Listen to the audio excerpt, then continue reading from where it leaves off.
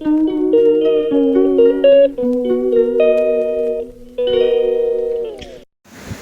Everyone, welcome back to my channel. কেমন আছো তোমরা সবাই? আমি ভালো আছি। আর এখন কবিশাকে খাওয়াচ্ছি। কবিশা রেডি হয়ে গেছে, কারণ কবিশা যাবে আজকে স্কুল। আজকে মানডে, তো কদিন পরে তো কবিশাদের গরমের ছুটি পড়ে যাবে, তো আর 2 সপ্তাহ স্কুল আছে।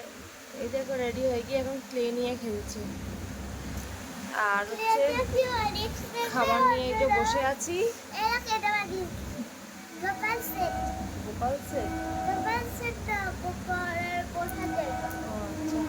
গোপালের বসার জায়গা বানিয়েছে।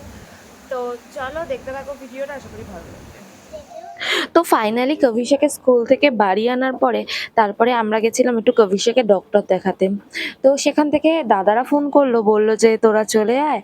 তো আমরা গেছিলাম দাদাদের আজকে যেহেতু অ্যানিভার্সারি ছিল, তো সবাই মিলে একটু ঘুরতে। এখানে আরও মানে কবিশার দাদা, কবিশার বোন ছিল। আর এটা হচ্ছে এই যে ব্যাট করছে যেটা, এটা হচ্ছে আমার ভাসুর। যদি বা দাদা এতদিনে দিল্লি চলে গেছে, আজকে ভিডিওটা এডিট করেছি আমি।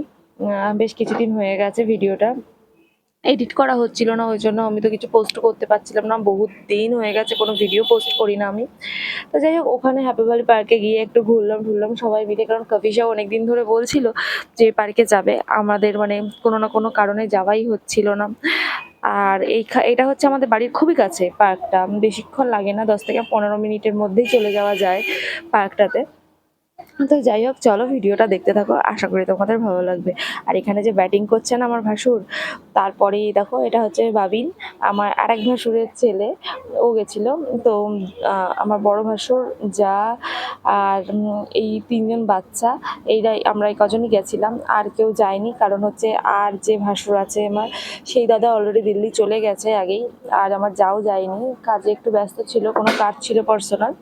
তো যাই হোক, তো চলো দেখতে থাকো ভিডিওটা, আশা করি তোমাদের ভালো লাগবে। আর যদি আমার ভিডিওটা তোমাদের ভালো লেগে থাকে, লাইক শেয়ার কমেন্ট করতে ভুলো না, সাবস্ক্রাইব করে দিও অবশ্যই, আমার পাশে থেকো। চলো দেখতে থাকো।